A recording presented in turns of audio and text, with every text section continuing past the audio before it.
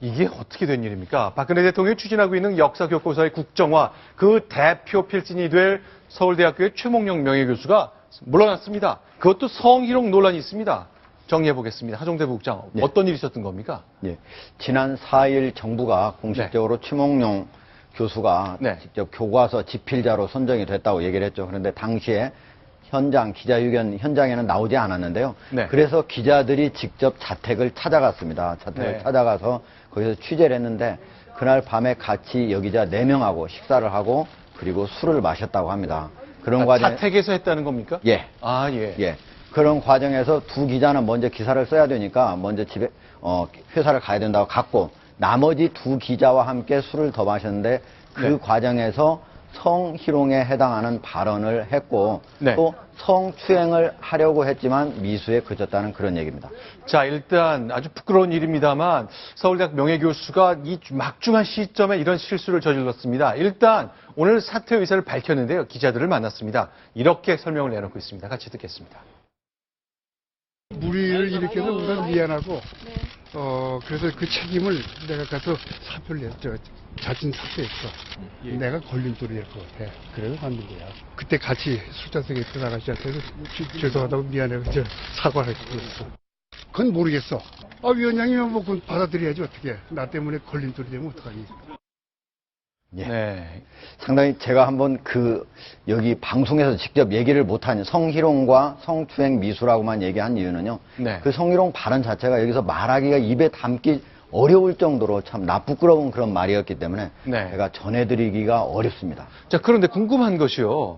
이렇게 정치적으로 민감하고 이렇게 온 국민이 주시하고 있는 이 프로젝트를 최전선에서 맡게 된 교수가 긴장을 안 했던 겁니까? 어떻게 된 일이죠? 자택에서 기자들한테 식사 대접을 한 것까지는 좋았는데 얘기를 잘 나누다 선을 한참 넘어버렸네요.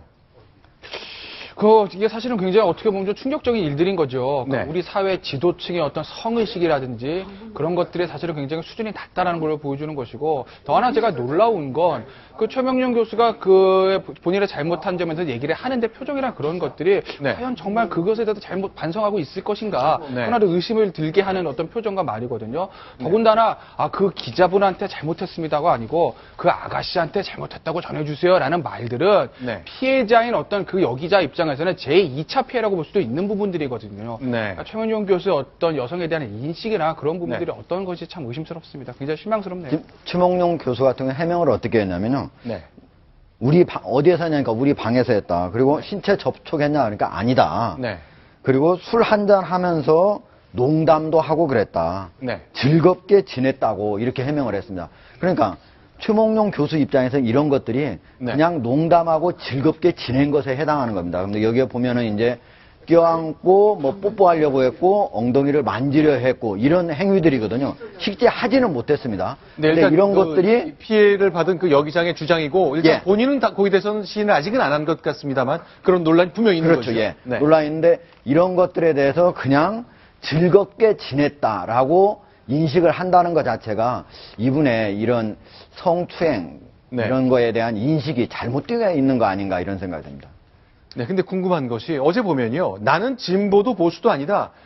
역사적 사실만 있을 뿐이고 그걸 바탕으로 귀납적으로 역사를 기술하면 된다. 그래서 많은 분들한테 기대를 주었는데 청와대가 이거 지금 어떻게 생각하고 있습니까? 궁금합니다.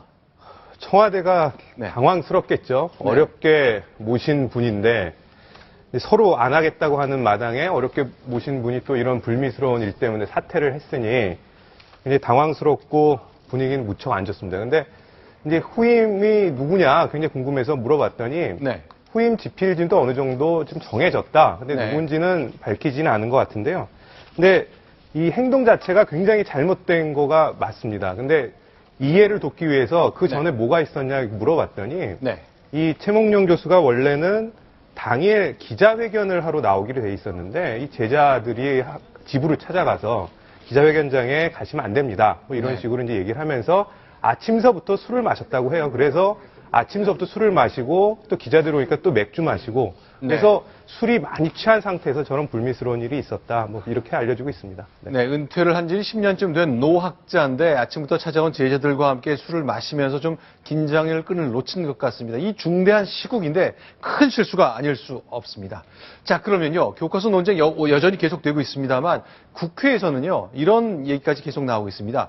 군이 국군과 관련된 교과서의 기술에 동의하지 못하기 때문에 관여하고 협력하겠다는 뜻을 밝힌 게 있는데 한민국 국방장관과 의원들 사이에 예결특에서 이런 대화가 오갔습니다. 그 현장으로 안내합니다.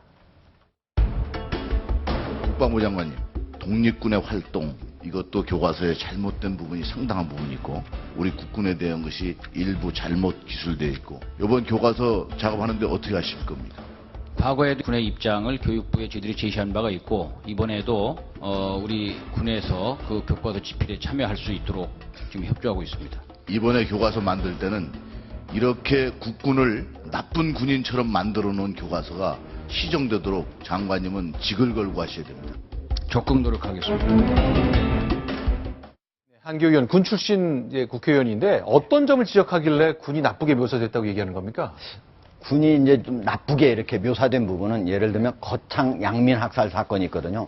네. 거창 양민 학살 사건은 6.25 도중에 1951년에 그때 당시 군인이 경남 거창군 신원면 지역 양민 네. 700여 명을 이제 학살했다고 하는 사건인데요. 네. 그 부분에 대해서 그 역사 근대사 부분에 기술이 돼 있으니까 네. 아 우리 군인은 양민이나 학살하는 그런 군인 아니냐 이렇게 그런 오해를 또는 네. 부정적인 인식을 학생들한테 심어줄 수 있다 이러는 거죠. 네. 반면에 북한군의 어떤 양민 학살 이런 데에 대해서는 따로 언급이 없으니까 좀 이거는 서로 형평에 맞지 않는 거 아니냐 이렇게 주장을 하고 있습니다. 아, 이제 전쟁을 치른 가운데 남한군, 그 북한군, 국군과 북한군 사이에 여러 가지 일들이 많이 생겼는데 물론 이런 생각을 갖는 시각이 있지만 북한에 대해서는 언급 없이 거창 양민 학살 사건만 다루기 때문에 오해의 소지가 있다는 것.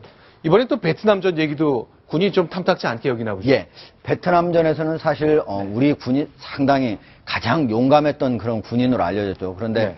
어쨌든 역사학자들에 따르면 여러 가지 학살 사건들이 있었던 것으로 알려지고 있는데 그중에서 약 9천 명 정도까지 양민이 학살됐다는 얘기가 있거든요. 네. 그러나 우리는 2013년에 국방부 대변인이 공식적으로 베트남전에서 네. 우리 군에 의한 베트남 양민 학살은 없었다라고 공식적으로 발표를 했습니다. 왜 이렇게 차이가 나는 거죠? 누구는 9천 명을 죽였다 그러고 우리 군은 공식적으로 그런 적 없다고 얘기했고 왜 이런 거죠? 예, 역사학자들의 그런 연구 어떤 성과하고 네. 국방부 대변인의 어떤 발표가 네. 사실 똑같게 되는 것 자체도 사실은 그렇게 뭐 바람직한 것도 아니지만은 네. 어쨌든 현재 국방부 입장과 학자들의 생각은 많이 다르다고 볼 수가 있습니다. 네.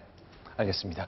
자, 그럼 일단 야당 쪽에서는 아니 군이 의견을 내는 거에 그렇지만 아주 적극적으로 개입해서 역사교과서 서술에 개입하는 것은 문제가 있다는 것이 야당의 일반적인 시각인 것 같은데 이걸 어떻게 좀 정리하고 풀어야 되는 거죠?